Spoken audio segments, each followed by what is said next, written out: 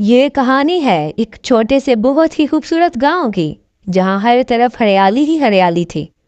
گاؤں کے اکثر لوگوں نے بکریاں رکھی ہوئی تھیں اور صبح ہوتے ہی وہ بکریوں کو لے کر ہنسی خوشی باتیں کرتے کھیتوں کی طرف چلے جاتے۔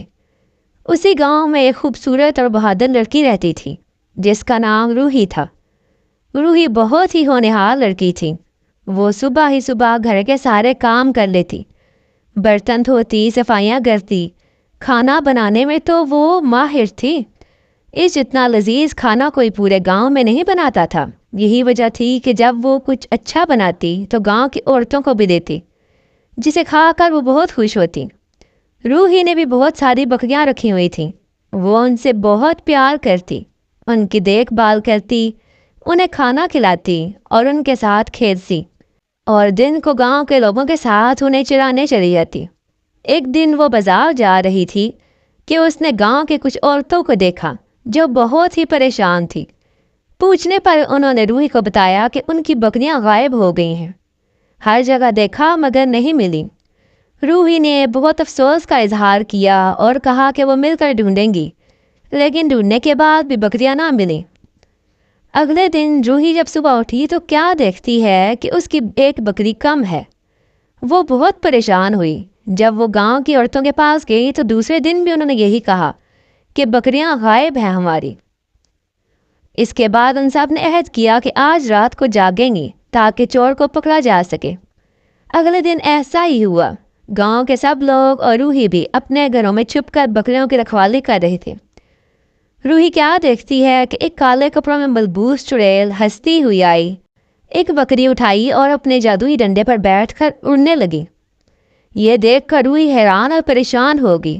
روحی کو اور کچھ سمجھ نہ آیا تو اس کا پیچھا کرنے جنگل کی طرف بھاگی۔ چڑیل بکری کو لیے ایک بھیانک گھر کے سامنے کھڑی ہوئی۔ گھر دیکھنے میں بہت ہی پرانا اور بہت ہی بھیانک تھا۔ دیکھتے ہی دیکھتے وہ چڑیل اندر چلی گئی۔ روحی نے گھر کے اندر جھانکا تو حیران ہوئی کہ وہ چڑیل گھٹا گھٹ کچا گوشت کھا رہی تھی۔ گوشت کھانے کے بعد وہ اٹھی اور ایک بڑا سا چاقو اٹھایا۔ چاقو اٹھا کر وہ بکری کی طرف بڑھی اور کہا، پیاری بکری، اب تمہاری بلی کی باری۔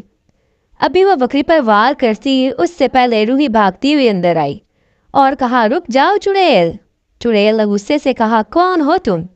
روحی نے کہا، تو تم ہو جو بے زبان جانوروں کو چرا کر انہیں مار رہی ہو، لیکن اب بس، میں تمہیں ایسا نہیں کرنے دوں گی۔ اس کی بات سن کر چڑیل ہنسنے لگی اور کہا، اچھا تو تم روکو گی مجھے؟ اب اس بکری سے پہلے میں تمہاری بلی چڑھاؤں گی۔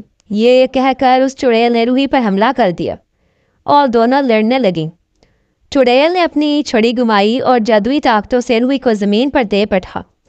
اب وہ اس کو چاقو سے مارنے لگی تھی کہ گاؤں والے اس بھوتیا حویلی تک پہنچ گئے اور دھکا دے کر دروازہ کھولا اور اندر داخل ہوتے ہی چڑیل پر انڈے برسانے شروع کر دیے۔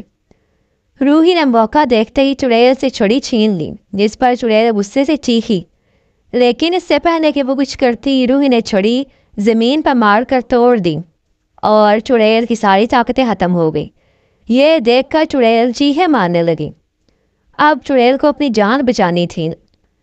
چڑیل گاؤں کے لوگوں سے بچنے کے لیے جنگل سے باہر کی طرف بھاگ گئی اور جاتے جاتے کہا، اے لڑکی، تو نے میری ساری طاقتیں ختم کر دی، میں تجھے نہیں چھوڑوں گی۔ یہ کہہ کر وہ گاؤں سے باہر بھاگ گئی۔ روحی نے اپنی بکری اٹھائی، اسے ڈھیر سارا پیار کیا اور پھر گاؤں والوں کا شکریہ ادا کیا کہ وہ سب وقت پر آ گئے، ورنہ پتہ نہیں کیا ہو جاتا۔ پھر اچانک اس کے ذہن میں سوال آیا کہ آپ سب لوگ کیسے یہاں پہنچے؟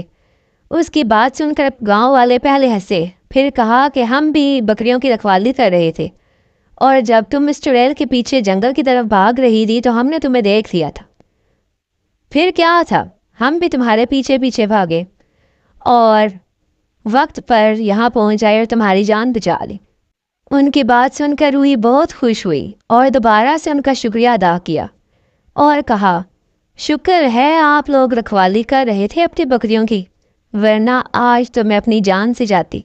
اس کی بات سن کر سب ہنسنے لگے اور پھر سب کا رخ گاؤں کی طرف تھا اور سب اپنے اپنے گھروں کی طرف چل دیے اور پھر سے بے خوف ہو کر ہنسی خوشی پہلے کی طرح رہنے لگے۔